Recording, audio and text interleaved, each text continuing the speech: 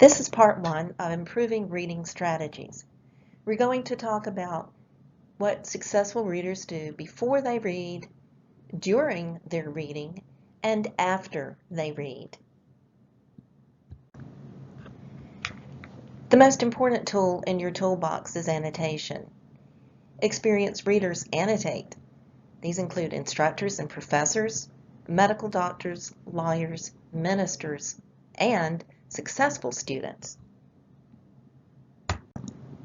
What about these readers? What kinds of annotations do you think they would have? Musicians, chemistry students, automotive and guitar geeks?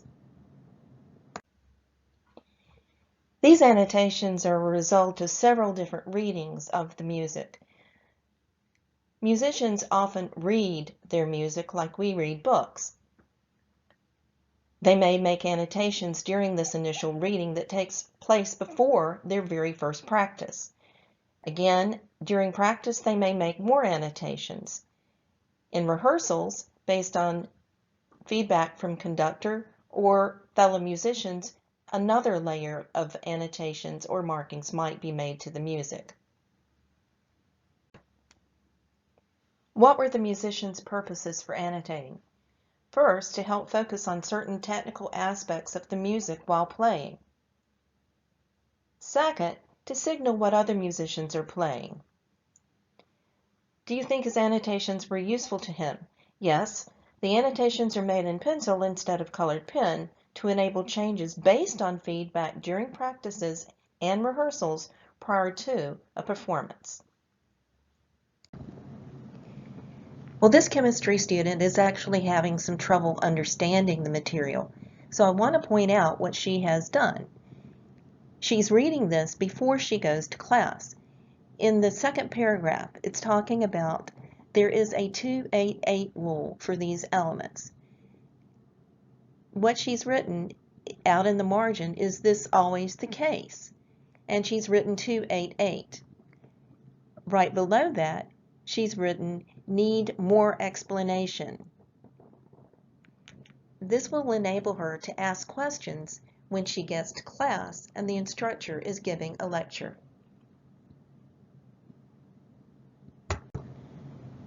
So, what was the chemistry student's purpose for annotating? To make a good grade on a test. To learn the material because the class is a prerequisite for 3 more higher level classes. Do you think her annotations were useful to her? Absolutely. During the lecture, she knew where she needed to ask questions. Here we have a very interesting annotation of an amplifier. The hobbyist has taken an unannotated schematic of the amp. In order to share his expertise with electricity, guitars, and amplifiers, he has traced the signal path through the amplifier.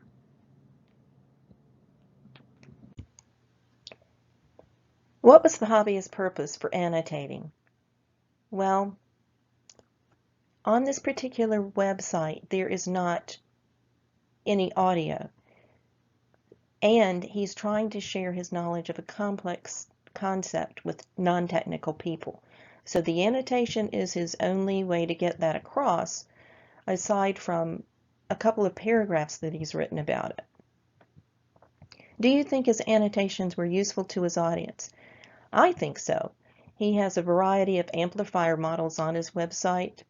He also has additional slides that explain the concept in writing, but without the annotation, I know I would have been lost without any prior knowledge. Why do expert readers annotate? To save time. If readers annotate effectively, they rarely have to go back into a passage to understand the material. If they are interrupted, they can return to the place they left off without rereading the passage. It also helps them to focus on and absorb meaning. Making notes or marking the reading helps readers monitor their understanding. In addition, it slows them down when reading difficult material, making it possible to absorb the meaning. If readers find they cannot annotate, That means they haven't understood what they've read. They can read on, but may find they have to go back to read the annotations up to the point they lost the meaning and begin reading again. But that still saves time. They know where the understanding left off. They may also decide that there are other factors that need to be changed to help them make meaning from the text. They may need to change their physical environment, their mental environment, or work with other students. Stop. Check your knowledge. Why do expert readers annotate? To save time? To understand key concepts and material? To learn key concepts and material? To help others learn complex information? Or E, all of the above and more?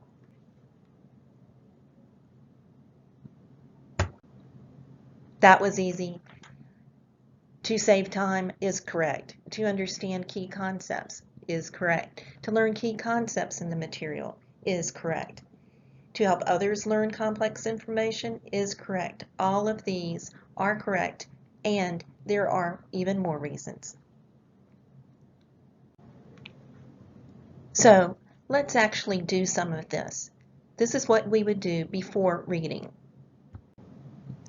Ask yourself, what is my purpose for reading this passage? Your purpose for reading is going to influence how you annotate.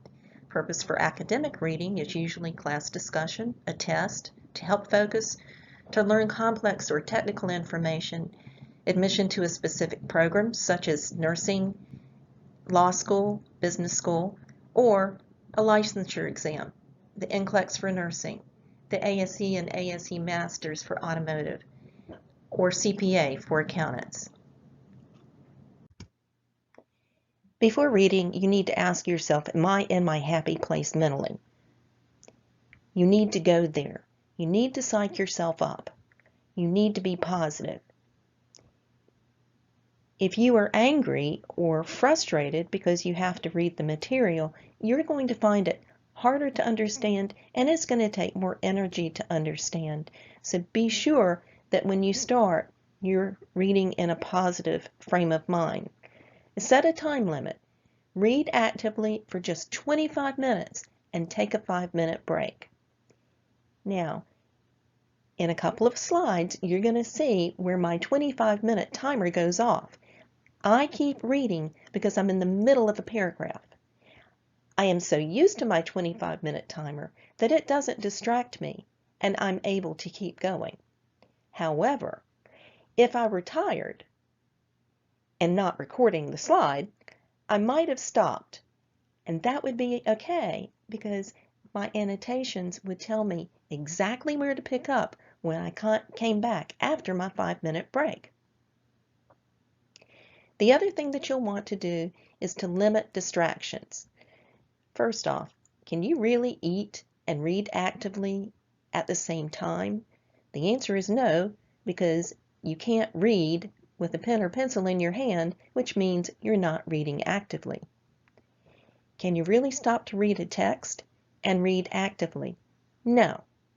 You're also going to see that I forgot to turn off the notifications to my phone in an upcoming slide. Luckily, I was at the end of the paragraph and all of my annotations were complete when I got the notification. I immediately turned off the sound for notifications. My alarm is still going to ring though.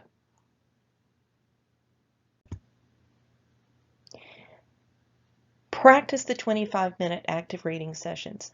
Set a timer for 25 minutes. Since you're limiting distractions, set your timer or phone across the room. Turn off the sound so that you will not hear text, email, or phone dings. Your timer alarm will still sound.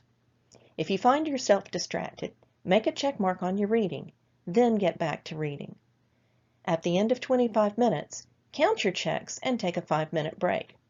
Over time, you'll see a decrease in the number of checks because you'll be able to identify the kinds of things that distract you. Eliminate these, and you will be successful. You can do this, really. You can do anything for 25 minutes, really. While this method may not work for everyone, it does help readers monitor their time and focus. This is based on the Pomodoro technique created by Francisco Cirillo, and you'll see that it's a technique that I have been using for quite some time. Ask yourself, am I in my happy place physically? Choose the perfect lighting for you. Limit distractions. Yes, this appears 2 times on purpose. Identify things in your physical environment that are distracting or might become distracting. Have your favorite pen or pencil. What about music? It depends. If you believe you have to listen to music while studying, try the first exercise without listening to music. Plus, you'll need to listen to the narration. Try the next passage without music too. You should be hearing a conversation with the text. Listen to the models throughout this online workshop. When you're reading on your own in this workshop, practice these conversations with the text without music to distract you.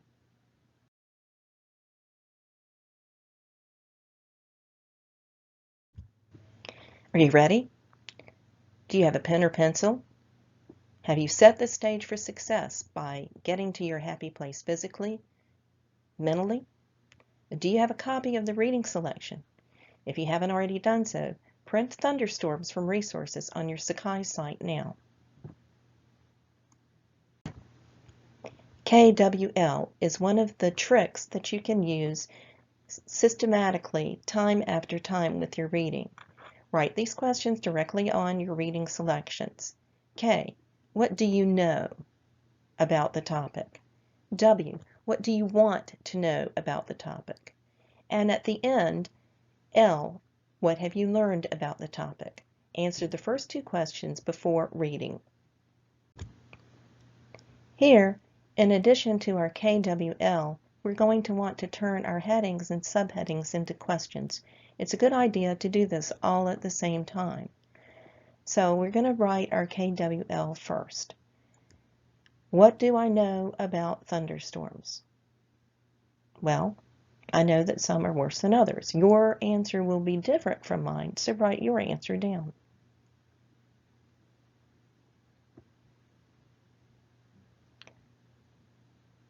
W, what do I want to know about thunderstorms? Your answer is going to be different from mine again, but what I wonder is why some thunderstorms are louder than others. And then at the bottom, this is the question I'm going to answer after I read. What have I learned about thunderstorms? Then we're going to turn our headings and subheadings into questions. What are thunderstorms? I just wrote what are, left thunderstorms with a question mark after it. What is lightning? What is thunder? One of our purposes for reading this next passage is to answer these questions. Another purpose for reading our next passage is to take an open book, open note test, reading only our annotations. Now we're going to begin reading with pen in hand. Again, you want to look for answers to your heading and subheading questions. You also want to make a note about anything you notice. I'm going to pause and hover over places where I think you should be making a marginal note. I'll hover or squiggle, but you need to write something down when I pause. Note definitions, examples, statistics. Use shorthand when you can. CC for comparison contrast, question mark for questions you have. See resources for shorthand shortcuts at the end of the PowerPoint. You want to be able to use annotations to study or do homework. You do not want to have to reread the passage. Let's do the first paragraph together. Go to the next slide.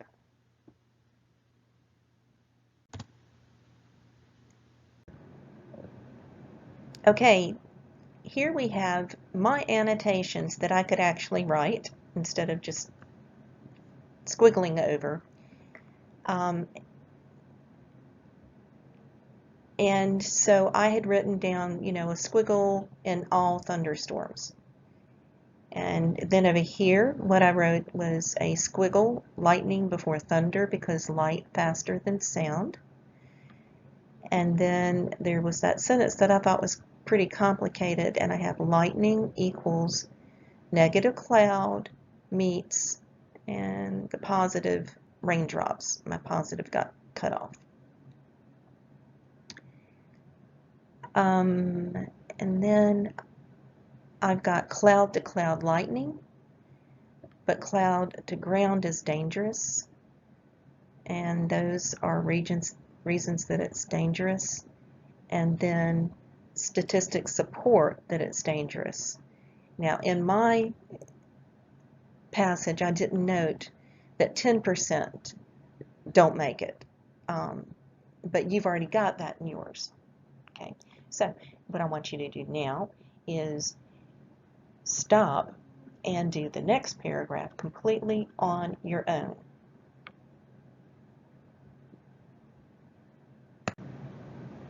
If you haven't annotated the second paragraph, stop and do it now. Before you look at the next slide, see if the answers to these questions are in your annotations. What is thunder? What is a sonic wave? Does light travel faster than sound? What does this have to do with lightning and thunder? What everyday application is given for judging the distance of a storm from a person's location? What are thunderstorms? And the question you asked at the very beginning, what have you learned about thunderstorms? Okay, take a minute and look over my annotations for the second paragraph.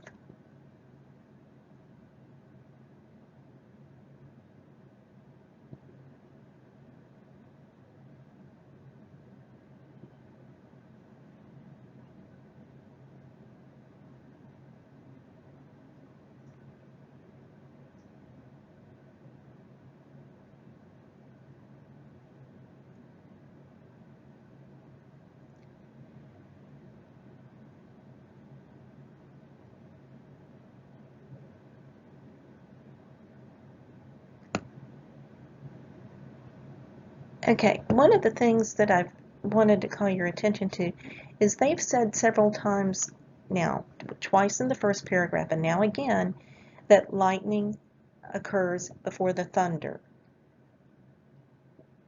or thunder occurs after the lightning. So that's a very important concept that these two paragraphs are trying to get across. The other thing I wanted to call your attention to is this is my answer to what is thunder, and this is my answer to what is lightning. I did not write out the answers because they were in my annotations. And then up here, I should have put something that I forgot. So answer your question for what are thunderstorms, and you will be done and ready to go on to a quiz.